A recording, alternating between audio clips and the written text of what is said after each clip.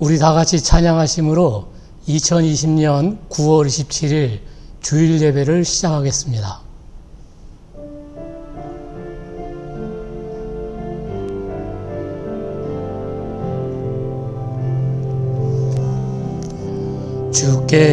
주께와 엎드려 경배드립니다. 주 계신 곳엔 기쁨 가득 무엇과도 누구와도 바꿀 수 없네. 예배드림이 기쁨됩니다.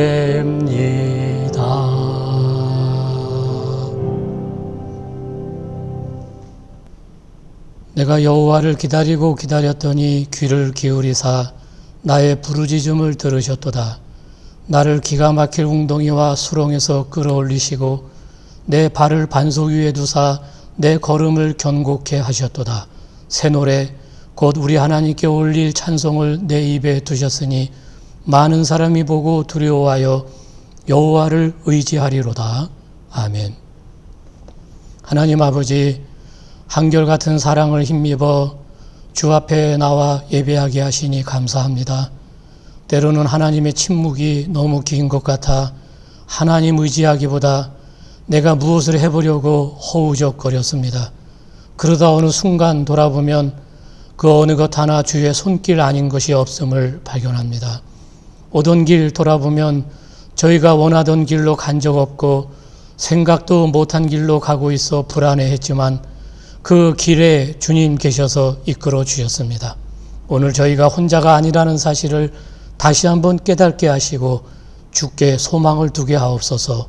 오늘도 주님을 우러르며 드리는 이 예배와 예배의 자리마다 임재해 주시고 크신 은혜를 내려 주시옵소서. 예수 그리스도의 이름으로 기원하옵나이다. 아멘.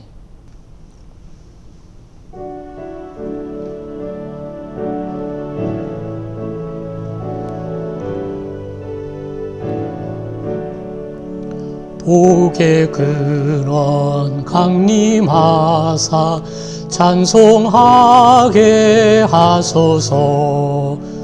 한량없이 자비하심 증량할 길 없도다. 천사들의 찬송가를 내게 가르치소서. 구속하신 그 사랑을 항상 찬송합니다. 주의 크신 도움받아 이때까지 왔으니 이와 같이 천국에도 이르기를 바라네. 하나님의 품을 떠나 죄에 빠진 우리를 예수 구원하시려고 보혈 흘려 주셨네. 주의 귀한 은혜 받고 일생 빚진 자 되네. 주의 은혜 사슬되사 나를 주께 내소서. 우리 마음은 연약하여 범죄하기 쉬우니 하나님이 받으시고 천국인을 치소서.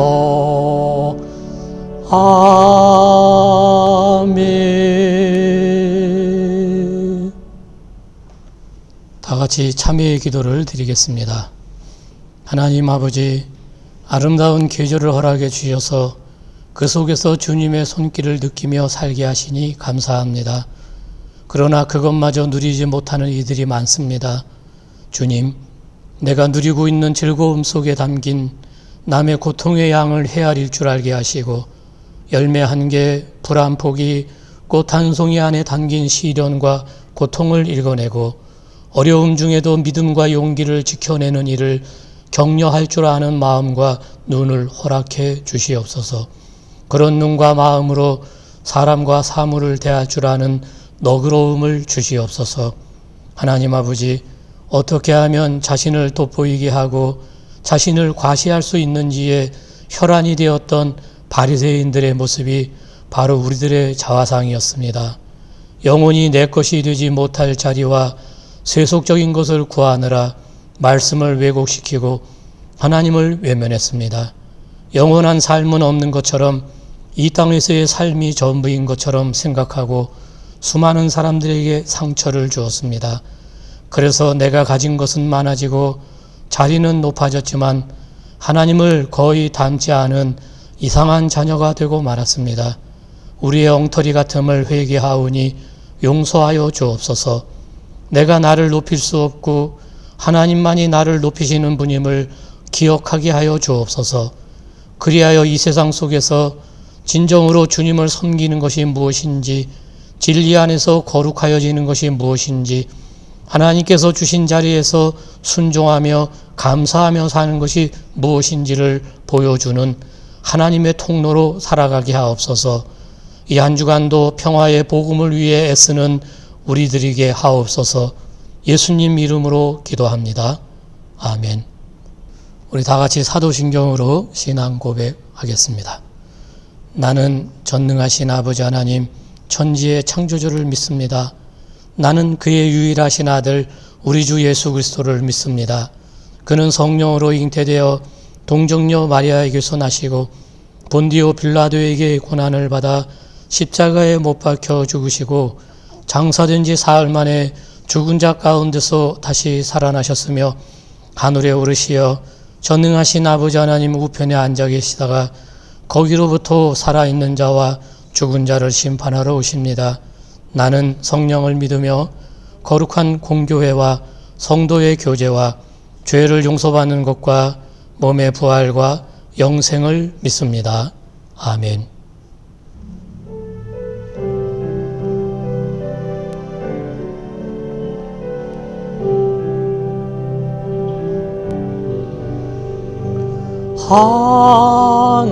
하나님께로 더 가까이 갑니다.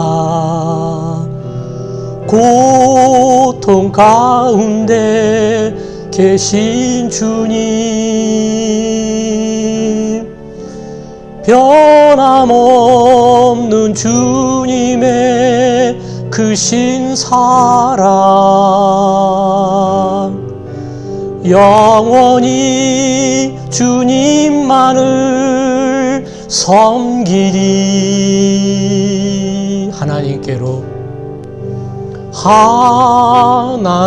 하나님께로 더 가까이 갑니다. 고통 가운데 계신 주님, 변함없는 주님의 크신 사랑,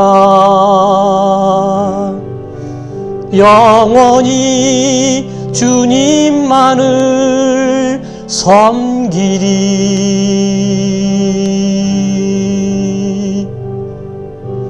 주님과 같이 내 마음 만지는 분은 없네. 오랜 세월 찾아 난 알았네. 내겐 주밖에 없네. 주님과 같이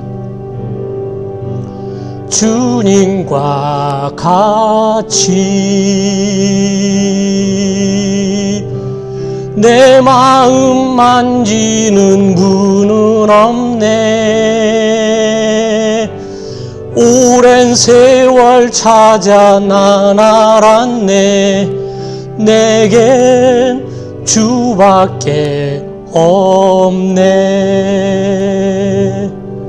주 자비 강같이 흐르고 주 손길 치료하네. 고통받는 자녀 품으시니 주밖에 없네. 주님과 같이 내 마음 만지는 분은 없네. 오랜 세월 찾아 난 알았네. 내겐 주밖에 없네. 주 자비 강같이 흐르고 주 손길 치료하네. 고통받는 자녀 품으시니 주밖에 없네. 주님과 같이 내 마음 만지는 분은 없네. 오랜 세월 찾아 난 알았네. 내겐 주밖에 없네.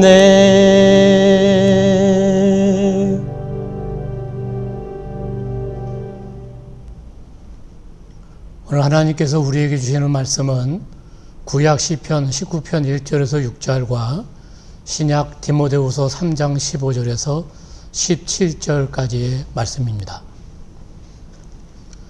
하늘이 하나님의 영광을 선포하고 궁창이 그의 손으로 하신 일을 나타내는도다.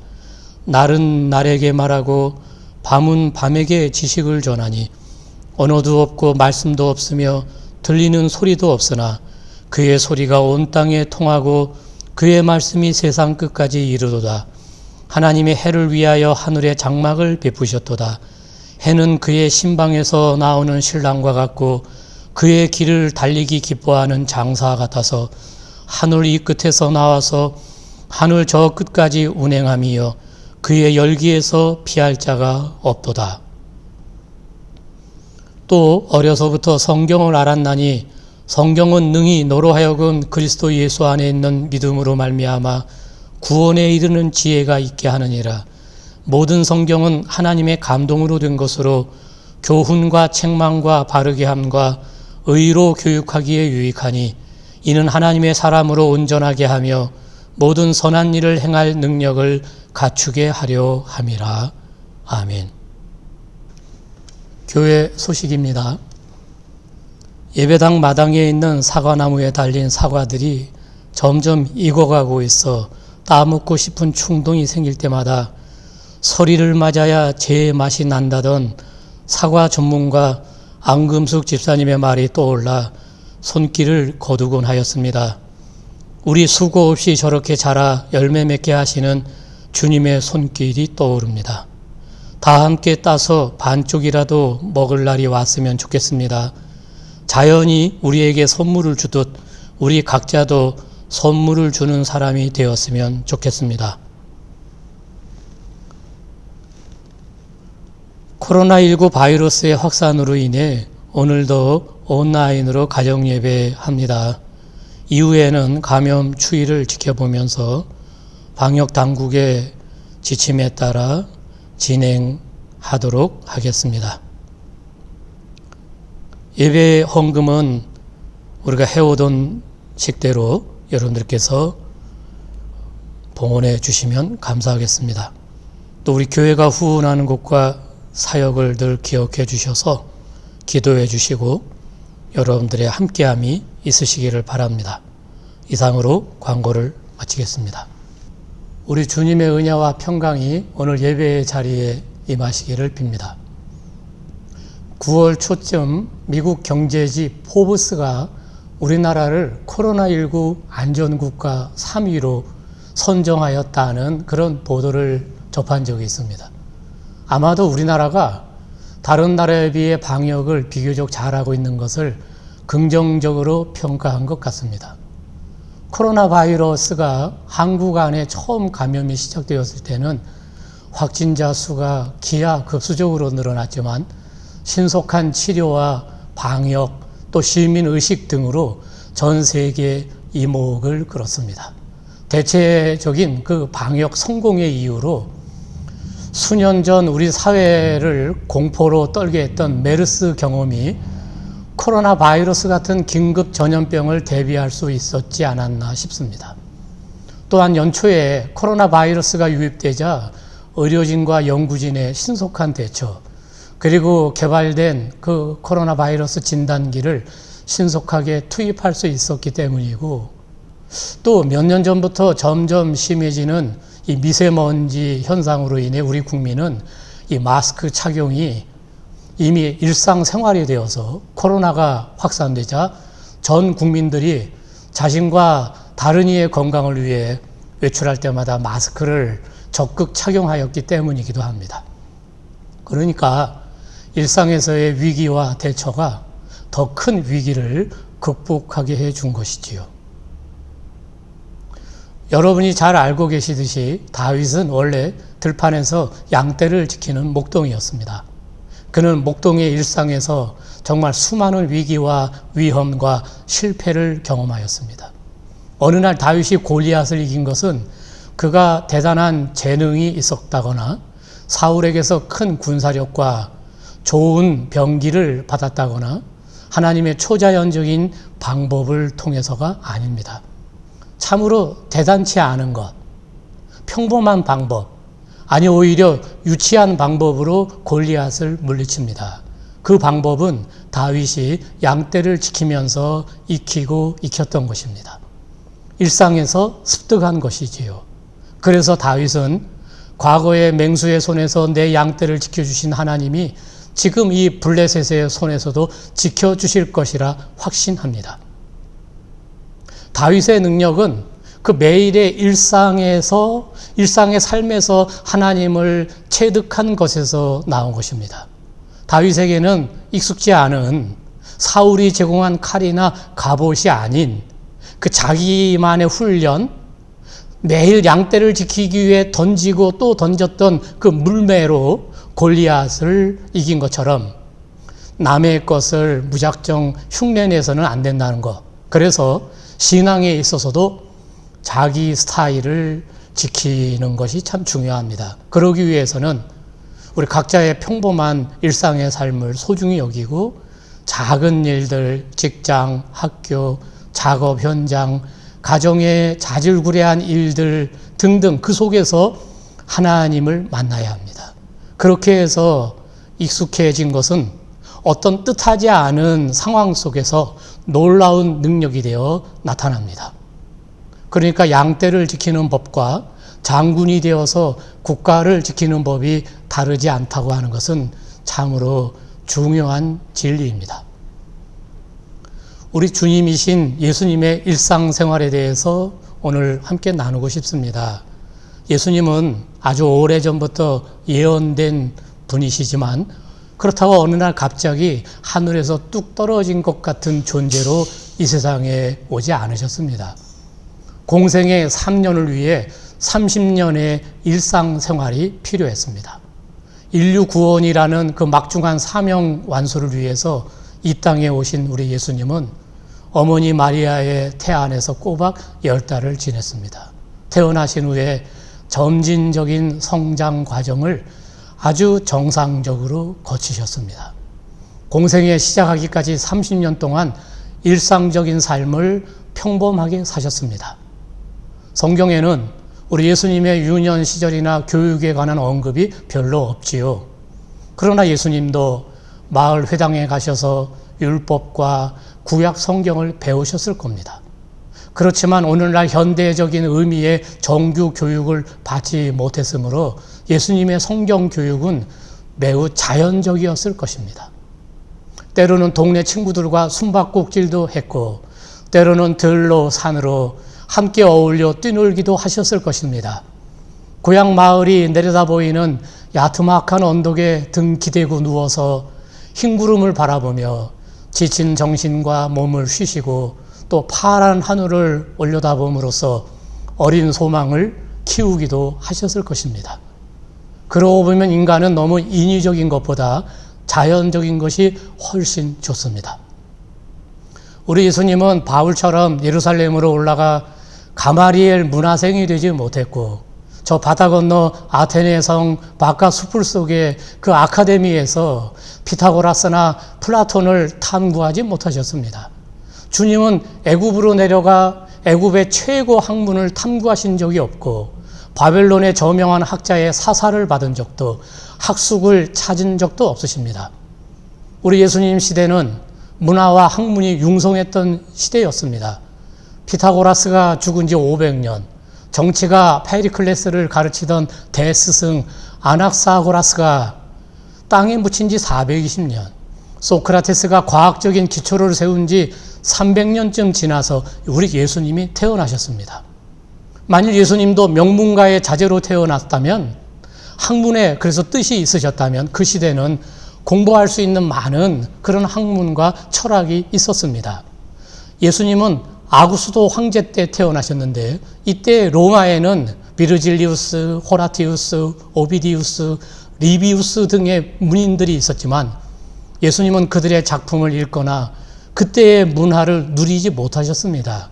그는 셰익스피어 같은 작품은 고사하고 일기장 하나 남기지 못하셨습니다. 그러나 성서는 예수님은 권위를 가진 자처럼 가르치셨다고 기록되었고 사람들은 그의 가르침에 모두 놀랐습니다. 지식과 인격은 별개의 것이고 세상 지식과 하늘의 지혜는 별개의 것이지요.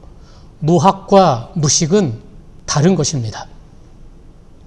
우리 예수님께는 교과서가 3개가 있었으니 성경, 자연, 그리고 가정이었습니다. 첫째로 예수님의 교과서는 성경이었습니다. 예수님은 12살 때 이미 성전의 학자들과 토론할 수준이었고 예수님의 지혜와 답변에 그들은 모두 놀랐다고 했습니다. 예수님은 마리아의 품에서 벌써 성경을 들었을 겁니다. 예수님은 설교 때 종종 구약을 인용하시고 너희는 성경에서 읽지 못하였느냐고 반문하기도 하셨는데 당신이 구약을 다독과 정독을 하지 않으셨으면 이런 말씀을 못하실 겁니다. 예수님은 예언서를 탐독했을 것이고 미가와 이사야서, 신명기서 등등 성서를 애독하셨을 것입니다.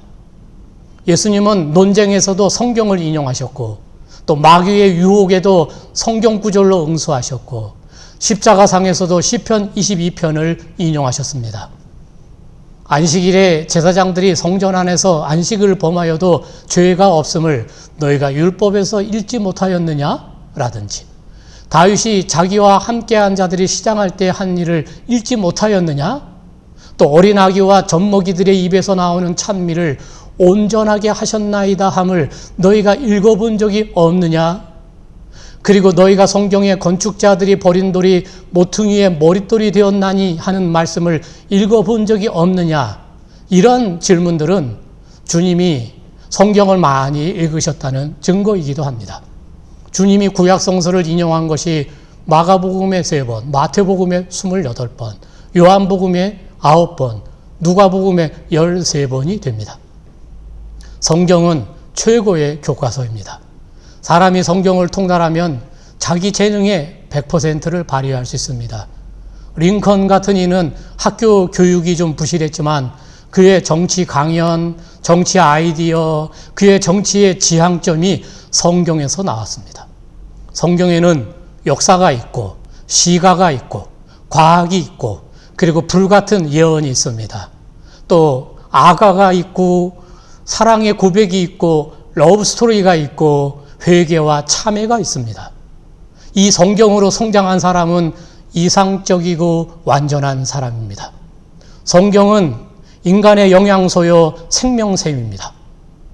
이 성경, 이 책은 돈벌이를 위한 책이 아니고 대학 입시를 위한 책이 아니지만 그 모든 것을 희생시키고도 찾아야 할 우리 하나님을 만나게 하는 책입니다. 성경은 인류에게 주신 우리 하나님의 연애 편지입니다.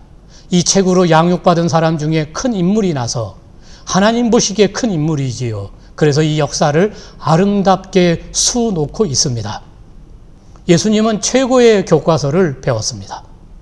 하나님은 인류를 위하여 한 아들을 세상에 주셨고 하나님은 인류를 위하여 한 책을 세상에 주셨습니다. 그 한 아들은 바로 그 한 책으로 인격을 닦았습니다. 젊은이가 무엇으로 자기의 행실을 깨끗게 하리요? 바로 하나님의 말씀으로 하리로다. 인격이 갖추어지지 않은 사람에게 많은 현대 과학의 지식을 심어주는 것은 어찌 보면 위험한 일입니다. 그것으로 해독을 끼칠 수 있기 때문에 반대로 학교 교육을 제대로 받지 못해도 성경을 통해 만들어지는 인격은 역사에 큰 일을 해냅니다. 오늘 사도 바울은 본문에서 믿음의 아들 디모데에게 이렇게 말씀하지요. 또 어려서부터 성경을 알았나니 성경은 능히 너로 하여금 그리스도 예수 안에 있는 믿음으로 말미암아 구원에 이르는 지혜가 있게 하느니라. 모든 성경은 하나님의 감동으로 된 것으로 교훈과 책망과 바르게 함과 의로 교육하기에 유익하니 이는 하나님의 사람으로 온전하게 하며 모든 선한 일을 행할 능력을 갖추게 하려 함이라. 둘째로 예수님은 지식을 자연에서 얻었습니다. 예수님의 두 번째 교과서는 자연이라는 말씀입니다. 예수님은 지혜를 성경에서 얻었고 지식은 자연에서 얻었습니다. 만일 볼 줄 아는 눈으로 보면 자연은 대저술입니다. 만일 들을 줄 아는 귀로 들으면 자연은 대교사입니다.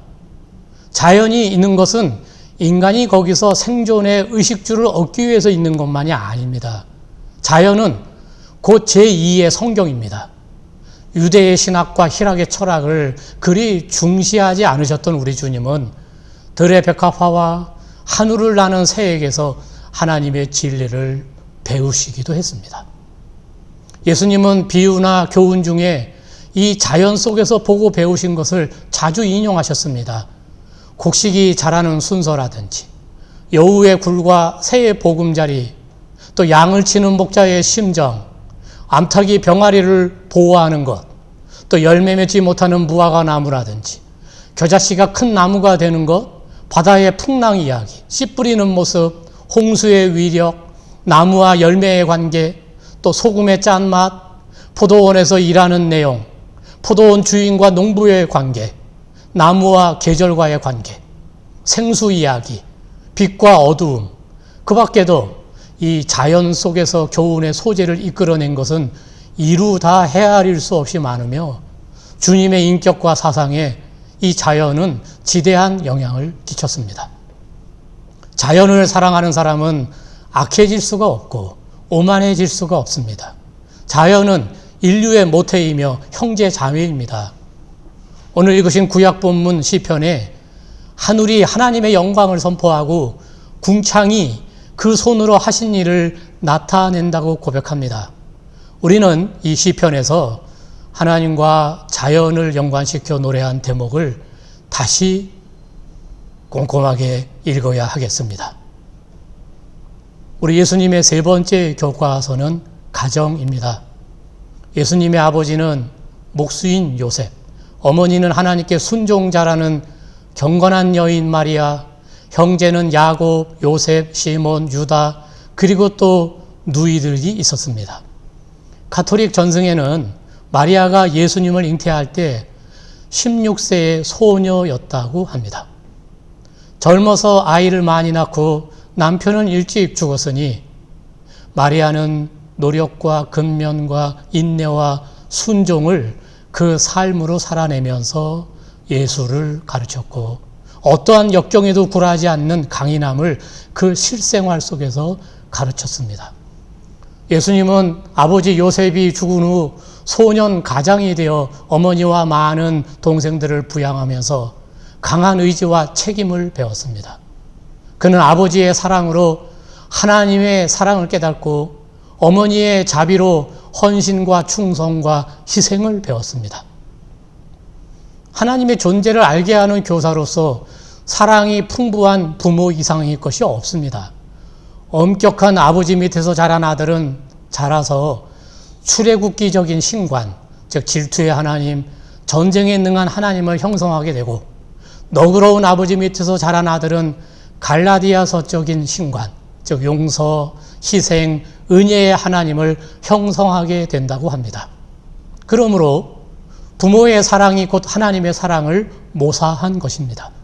사람이 신학적으로 이론적으로 하나님에 관한 것을 읽고 배워서 그래서 하나님을 알게 되는 사람은 없습니다.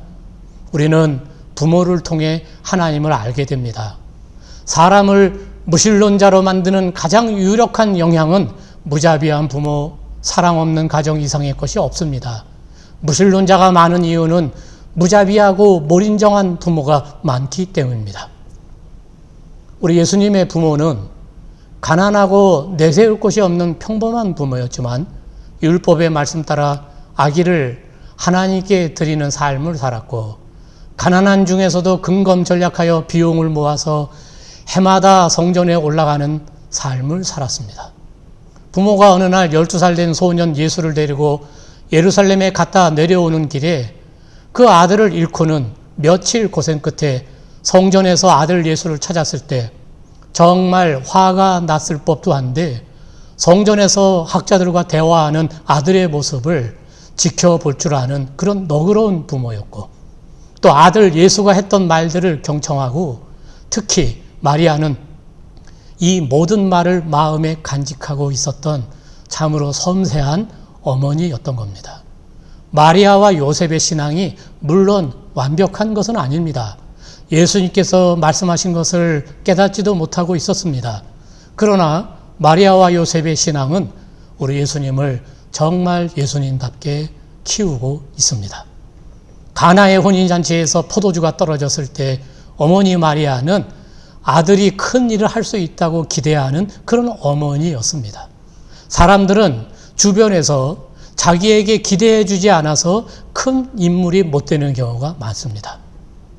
집은 있어도 가정은 무너지고 없는 현대인, 식구는 있어도 가족이 없는 현대인, 돈은 있어도 하나님은 없는 현대인, 가정은 이미 여관처럼 숙소처럼 되고 한편 하숙생활로 되어버린 오늘의 현대인, 가정 오염이 심각한 현대인은 우리 예수님의 가정에서 배워야 합니다. 이 세상 대부분의 불행과 범죄의 원인은 불행한 가정에서 유래하지요. 그래서 가정의 불행은 만악의 근본이며 가정의 행복은 만선의 뿌리이기도 합니다. 성경과 자연과 가정, 이 세 가지가 있어야 완전한 교육이 있습니다. 성경을 애독한 사람치고 하나님을 발견하지 못한 사람이 있으며, 자연을 사랑하는 사람치고 호연지기, 겸손, 여유를 발견하지 못한 사람이 있으며, 가정을 사랑하고 화목으로 꾸려가는 사람치고 종교적인 것을 가정교육에서 빼버리는 사람이 있겠습니까? 우리의 교육을 한번 되돌아봅시다. 양적 발전은 있으나 질적 발전은 참 의심스럽습니다. 청소년 자녀들의 탈선, 일탈, 중독의 비율도 참으로 놀랍습니다. 기성세대의 권위를 인정하지 않습니다. 그보다 더 큰 문제는 우리의 교육이 경쟁을 기본으로 하는 교육, 그래서 서로가 서로, 동료와 동료, 그부와 그부 사이에 미움과 경쟁을 조장하는 교육이라는 데 있습니다. 이 경쟁이란 어느 사회나 없을 수 없는 것이지만, 그러나 정말 우리처럼 1점 가지고 떨고 0.5점으로 인간을 평가하는 이런 제도에서는 자라나는 세대에게 큰 뜻과 큰 소망을 줄 수 없습니다. 인류 대학에 합격한 학생일수록 전인교육, 인격교육은 배제되고 답 맞추는 기계가 되도록 교육적 폭행을 당한 피해자일 가능성이 큽니다. 그리고 우리 교육은 그동안 미움을 조장하는 교육이었습니다. 서로를 의심하게 만들고 인간을 의심하되, 학교와 교실에서도 친구를 경쟁자로 부추기고 미워하게 만들었으며, 분단의 땅에서 동족끼리도 서로 미워하도록 만들었던 겁니다. 사랑하는 우리 살림교회 교우 여러분, 우리를 구원해 주시기 위해 이 땅에 오신 예수님께도 자라나는 과정이 있었습니다. 그것은 곧 예수님도 성장과 성숙의 과정이 있었다는 말씀이기도 합니다. 이것은 예수님을 구세주로 믿는 우리의 삶과 신앙의 여정은 점이 아닌 매 순간의 점들이 이어져서 생겨난 선으로 이루어져 가고 있음을 다시 한번 생각하게 해줍니다. 우리 신자의 삶의 여정은 곧 신앙의 여정입니다. 신앙생활이라는 단어는 신앙과 생활의 합성어인데 신앙과 생활이 분리되어서는 안 되고 매일매일 점들이 이어지듯 매 순간에 순간마다 하나님의 자녀다운 삶을 살고 또 살고 그렇게 각자의 삶의 자리의 중심에 하나님이 거하시도록 하는 것을 의미하는 것입니다. 우리 주님의 삶의 배경에는 성서, 자연, 그리고 가정이 있었습니다. 아직 우리는 이 코로나19의 위기에서 벗어나지 못하고 있지만 이 위기의 기간이 또 다른 기회가 될 수 있습니다. 무엇을 제대로 할 수 없는 이때에 우리 하나님이 주신 성서의 말씀을 읽고 묵상하는 일, 자연을 통해 말씀하시는 우리 주님의 음성을 듣는 일, 또 가정의 소중함을 알고 이미 세워진 가정, 그리고 앞으로 독립하여 가정을 세울 이들, 우리 모두가 주님 보시기에 아름다운 가정을 만들어 가야 하겠습니다. 그래서 우리들과 다른 모든 이들에게 든든한 신앙의 배경이 되는 그런 가정을 잘 세워나가야 하겠습니다. 그러한 결심을 하는 여러분과 저에게 우리 주님의 함께 하심과 이끄심이 있는 이 복된 한 주간 되시기를 주님의 이름으로 기원합니다. 아멘.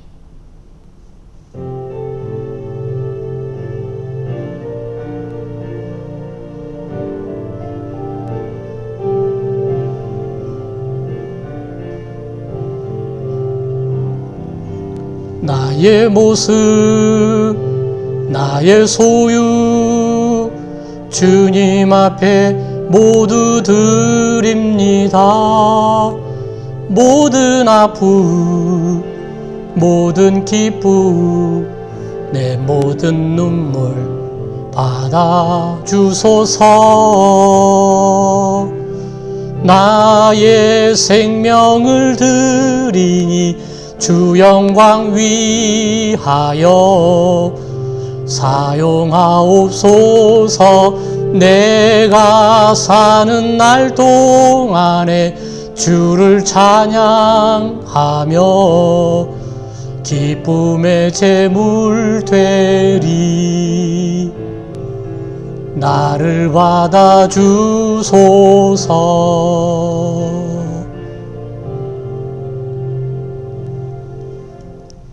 하나님 아버지, 오늘은 우리 주님이신 예수께서 하나님이시지만 사람으로 오셔서 어떻게 예수님의 예수님답게 되어 가시는가를 말씀 따라 나누었나이다.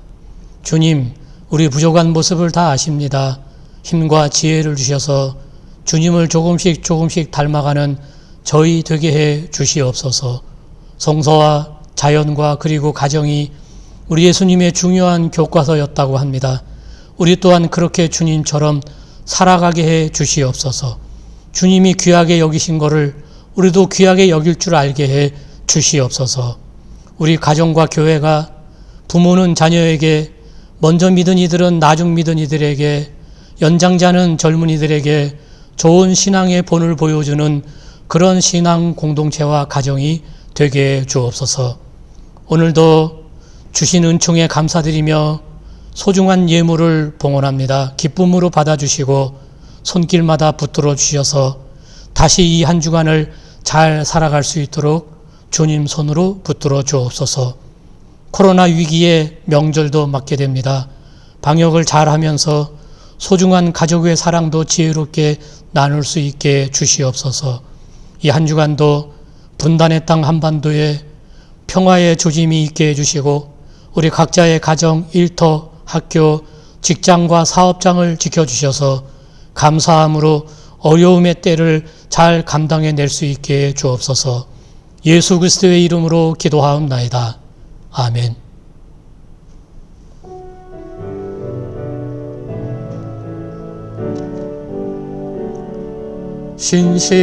신실하게 진실하게 거룩하게 살게 하소서. 신실하게 진실하게 거룩하게 살게 하소서.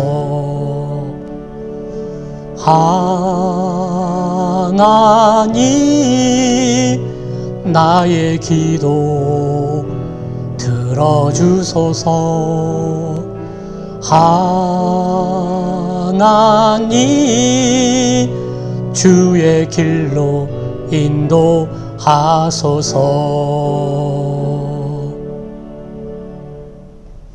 이제는 우리 주 예수 그리스도의 십자가의 구속의 은혜와 하나님 우리 아버지의 그 만극하신 사랑하심과 성령의 감화 감동 교통 위로와 충만하심이 하나님께 예배하고 머리 숙인 모든 주의 백성들 위해 가정과 일터와 사업장과 학교와 또 이 나라와 온 세계 인류 위에 영원토록 함께 하시기를 축원하옵나이다.